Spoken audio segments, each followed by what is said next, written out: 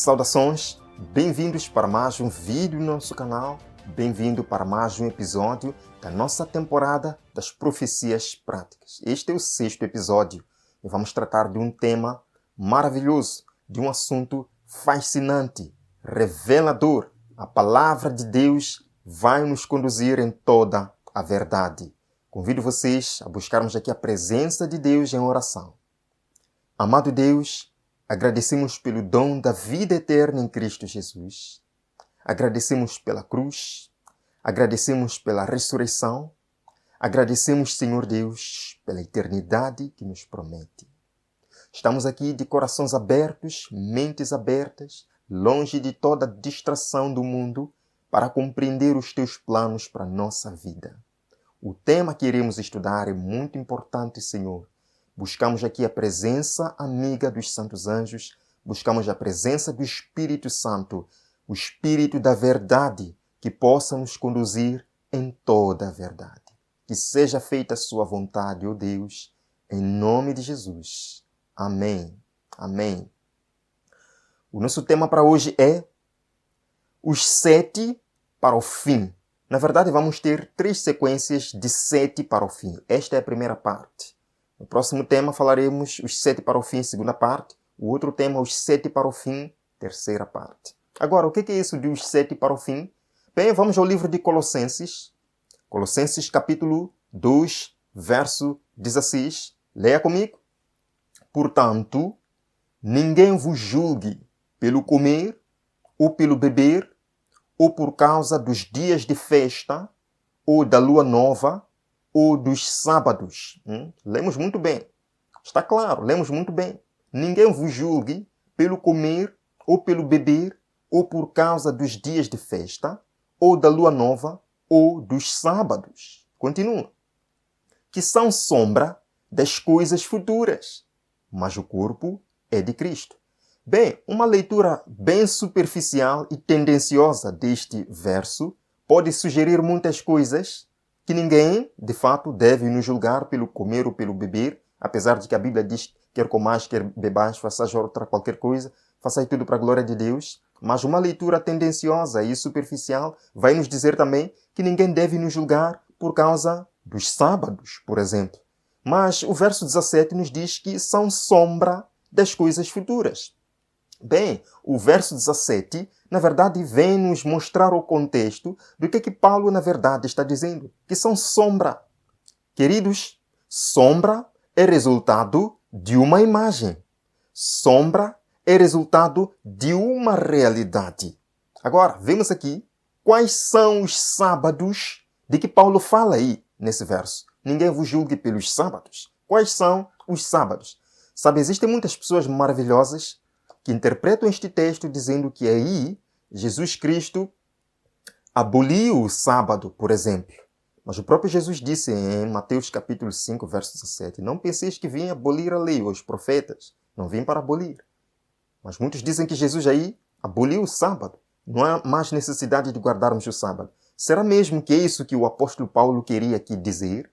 Agora, segunda pergunta. Por que esses sábados eram uma sombra das coisas futuras? Porque o apóstolo Paulo é um dos autores do Novo Testamento com textos, com cartas realmente difíceis de compreender. Isto nós temos que reconhecer.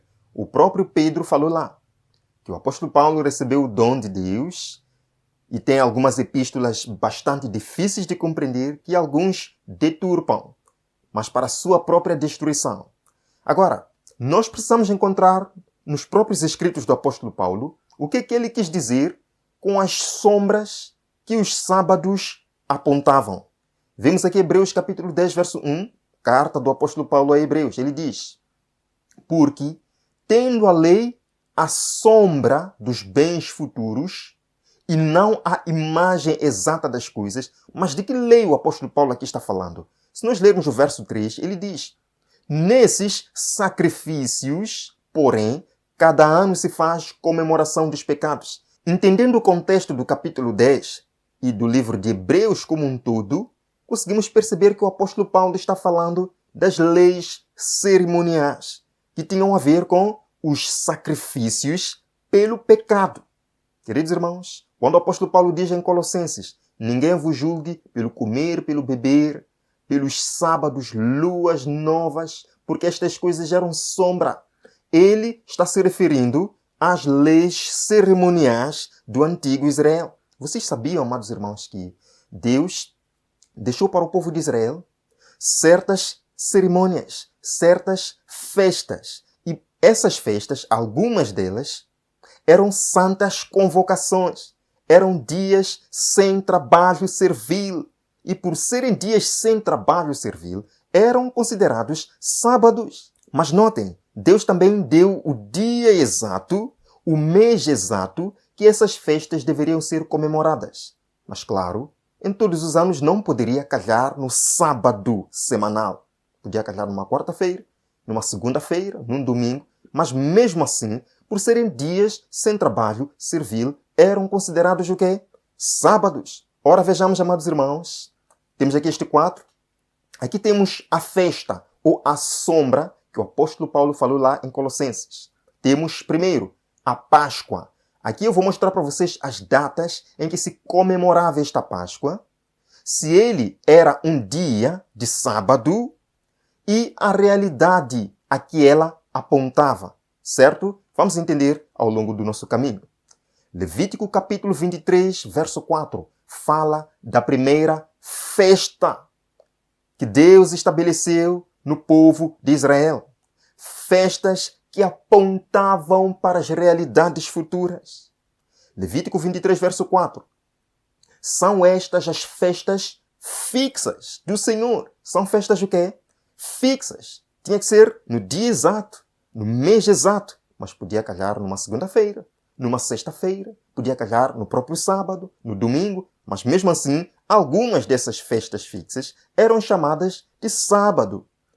São estas as festas fixas do Senhor, as santas convocações que proclamareis em seu tempo determinado.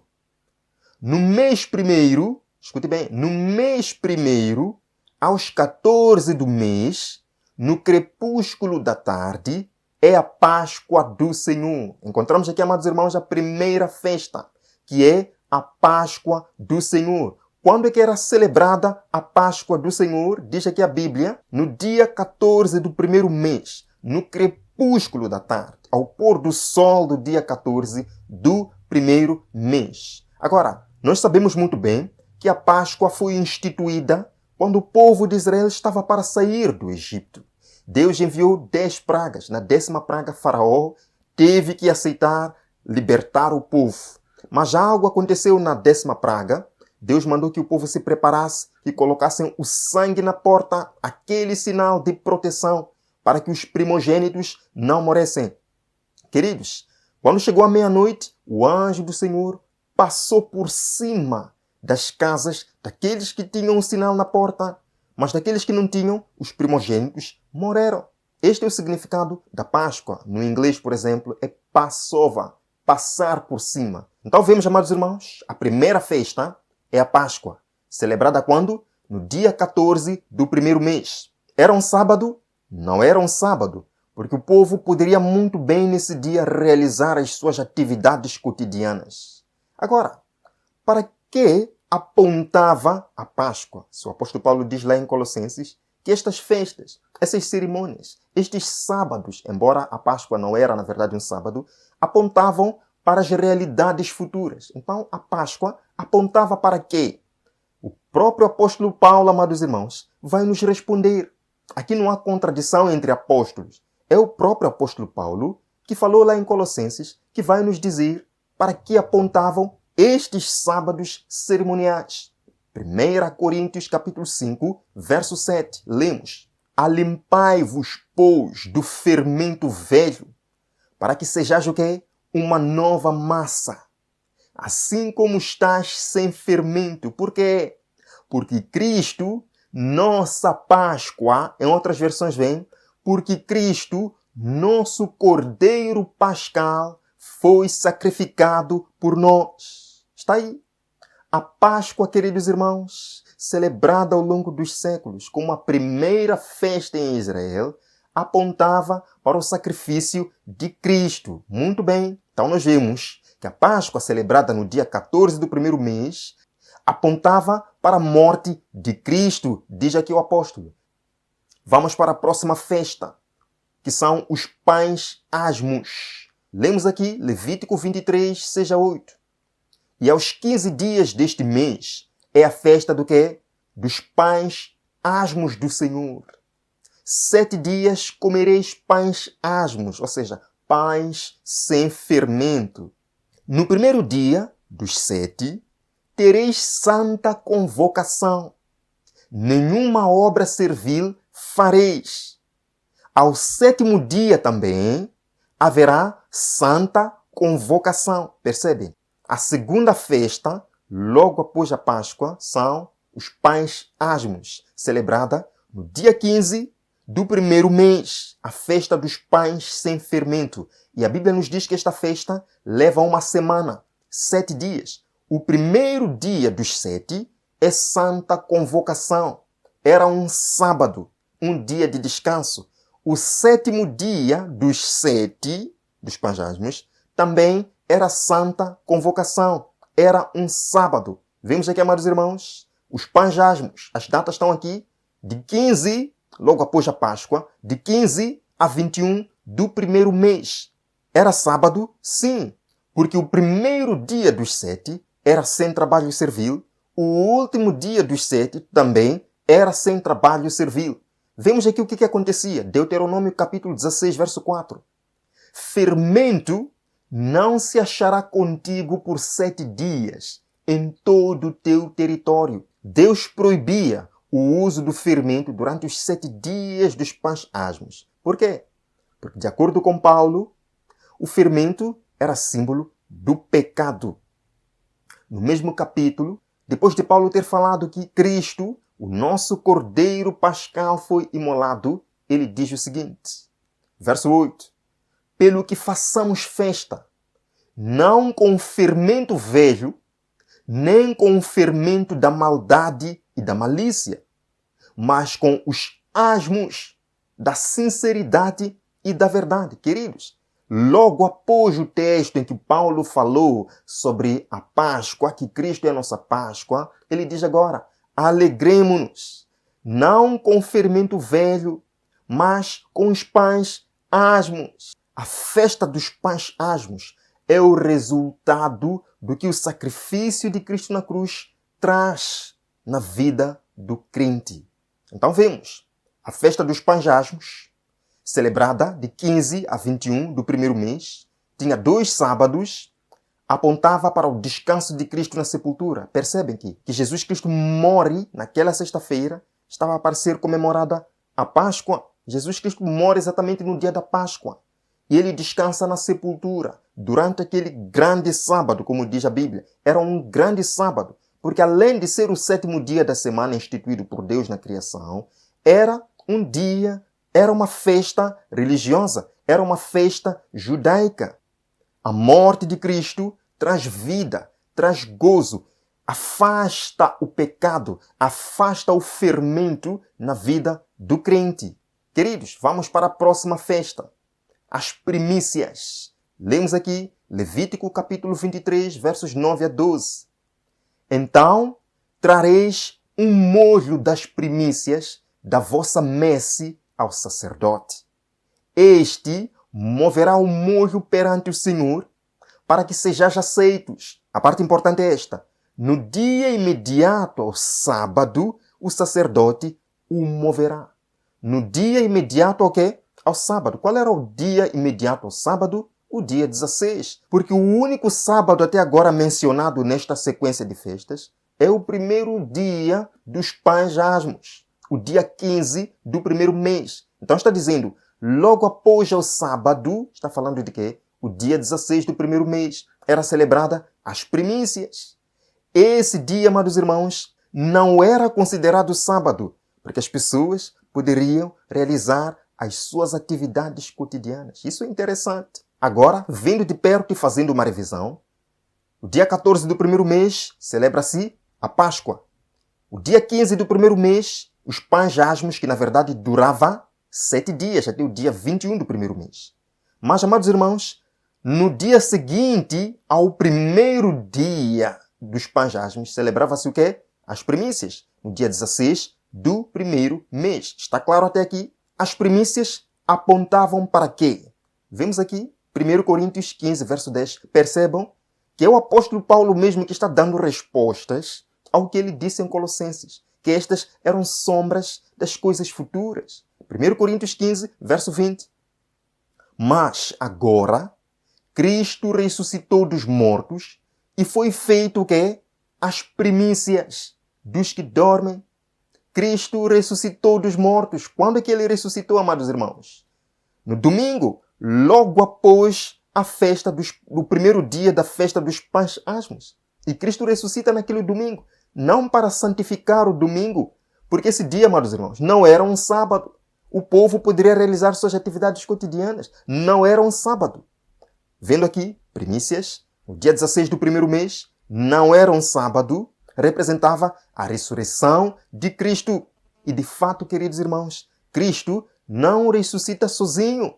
Se nós lermos o livro de Mateus, capítulo 27, nos diz que muitos nas sepulturas ressuscitaram com ele e entraram na cidade. Jesus Cristo ressuscita como as primícias dos que dormem, não porque foi o primeiro a ressuscitar, não, mas porque a ressurreição dele é a mais importante. Dela depende a ressurreição de todos os mortais. Queridos, passamos agora para a próxima festa, Pentecostes.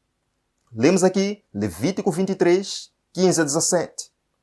Contareis para vós outros, desde o dia imediato ao sábado. Estão vendo? Qual é o sábado que está se falando aí? Com certeza, amados irmãos, é o primeiro sábado, o primeiro dia dos pães asmos. Contareis para vós outros, desde o dia imediato ao sábado, desde o dia em que trouxerdes o molho da oferta movida, 7 semanas inteiras. Contareis 50 dias, ou 50 Pentecostes, porque Pentecostes significa 50 dias. Era celebrada no 6º dia do terceiro mês. Se contarmos do dia 16 do primeiro mês, mais 50 dias, vai nos levar ao 6º dia do terceiro mês. Levítico 23, verso 21. No mesmo dia, se proclamará que tereis santa convocação. Nenhuma obra servil fareis. Portanto, era um sábado. O dia de Pentecostes era um sábado também. Então, para que apontava? Para que apontava? Acho que não há dúvidas em relação ao Pentecostes, queridos irmãos. Não há dúvidas. Exatamente. Cristo ressuscita naquele domingo, o dia das primícias. A Bíblia nos diz que ele esteve com seus discípulos durante 40 dias. E ele ascendeu ao céu. E quando ascende ao céu, os discípulos permanecem 10 dias e se reúnem. E no dia de Pentecostes, diz aqui Atos 2, verso 1, cumprindo-se o dia de Pentecostes. Por que a Bíblia diz cumprindo-se? Porque, amados irmãos, estava se cumprindo a realidade que a sombra apontava. Cumprindo-se o dia de Pentecostes, estavam todos reunidos no mesmo lugar, quando o Espírito Santo foi derramado. Então, voltando, Pentecostes, celebrada no 6º dia do terceiro mês, era um sábado sim, apontava para o derramamento do Espírito Santo entre os discípulos e a grande conversão. Quando Pedro pregou, multidões se converteram. Agora um detalhe aqui, Levítico 23, verso 17, falando sobre o Pentecostes, diz: das vossas moradas trareis 2 pães para serem movidos. De 2 dízimas de 1 efa de farinha serão. Agora escute bem. Levedados se cozerão. Eram pães com fermento. Diferente da festa dos 7 dias de pães asmos, que Deus proibia o fermento, agora Deus pede fermento. Diz aqui, são primícias ao Senhor. Por que Deus pede fermento? Porque apontava para a realidade do dia de Pentecostes. Quando os discípulos recebendo o Espírito Santo, multidões pecadoras, porque o fermento representa o pecado, multidões pecadoras se converteriam a Deus e seriam as primícias ao Senhor. Representantes de grande multidão que se converteria posteriormente com a mensagem do Evangelho. Perceberam, amados irmãos? Passamos para a 5ª festa, as trombetas. Lemos aqui, Levítico 23, verso 23. Fala aos filhos de Israel, dizendo: No mês sétimo, ao primeiro do mês, tereis descanso solene, memorial. Com que? Sonidos de trombetas. Nenhuma obra servil fareis. Queridos, temos aqui a festa das trombetas. Quando é que era celebrada? Era celebrada no primeiro dia do sétimo mês do calendário judeu. Era, assim, uma santa convocação, um dia solene, sem obra servil. Era um sábado. Agora, para que apontava esse sábado? Para que apontava? Mas vamos rever aqui. Estamos dizendo que o primeiro dia do sétimo mês começava o quê? A festa das trombetas, que durava quantos dias? 10 dias. Até o 10º dia do sétimo mês, amados irmãos, que era celebrada a festa da expiação. Mas veremos daqui a pouco. Estamos falando ainda das trombetas. Para que apontava as trombetas? Queridos, primeiro temos que entender o que era o dia da expiação. Já falamos. O dia da expiação era o dia do juízo. As trombetas, que eram tocadas durante os 10 dias, estavam para chamar a atenção do povo, da proximidade do dia do juízo. Neste contexto, amados irmãos, o que são as trombetas? Conjunto de sinais. Conjunto de sinais e alertas e avisos que Deus deu à humanidade, mostrando a proximidade do dia da expiação no santuário celestial. Lucas 21, verso 25. Haverá o quê? Sinais no sol, na lua e nas estrelas. Estas são as trombetas de Deus para chamar o povo à preparação para o dia da expiação. O sol se escurecerá, a lua não dará sua claridade, as estrelas cairão do firmamento. Queridos, algumas coisas destas já aconteceram. Por exemplo, no dia 19 de maio de 1780, houve o famoso escurecimento do sol. Pela primeira vez isso aconteceu na história da humanidade. Um aviso, uma trombeta soando. Vemos também, amados irmãos, que no dia 13 de novembro de 1833 houve a famosa queda de meteoros. Na América, isso se viu mais na América, nos Estados Unidos da América. Sinais. As trombetas também representam a voz humana na proclamação, não só os sinais no céu, na lua e nas estrelas, mas também a voz humana na proclamação da chegada do dia do juízo. A primeira mensagem descrita em Apocalipse capítulo 14 foi pregada entre 1840 a 1844, convidando o mundo para se preparar para a chegada do juízo. Então vemos que a festa das trombetas, celebrada a partir do dia 1 do sétimo mês, e que era o primeiro dia, nesse caso, um sábado, sem trabalho servil, apontava para os avisos e sinais do juízo vindouro. Passamos agora para a sexta festa. Levítico 23, verso 27. Mas, aos 10 deste mês sétimo, será o dia da expiação. Tereis o quê? Santa convocação. Era um dia de sábado. Santa convocação. E afligireis a vossa alma. Era o dia do juízo. Nesse mesmo dia, nenhuma obra fareis. A hora do juízo, desde 1844. Falamos muito bem. Traçamos aqui a linha do tempo das 2.300 tardes e manhãs. 1844 começou o juízo celestial. Portanto, estamos vivendo hoje o dia da expiação. Na sexta festa. Falta apenas uma, amados irmãos. Falta apenas uma festa, que é a festa dos tabernáculos.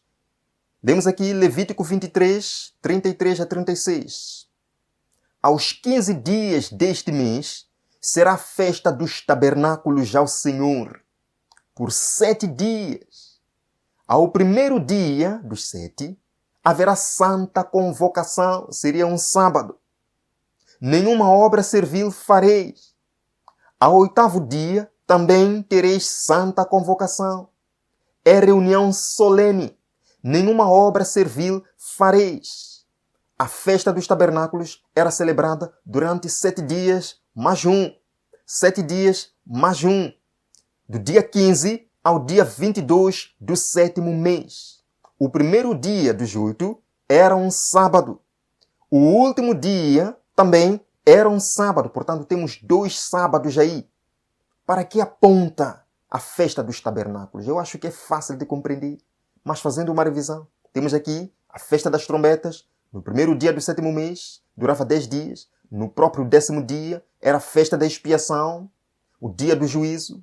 No 5º dia do 7º mês, começava outra festa dos tabernáculos, que durava 8 dias, até o dia 22 do 7º mês.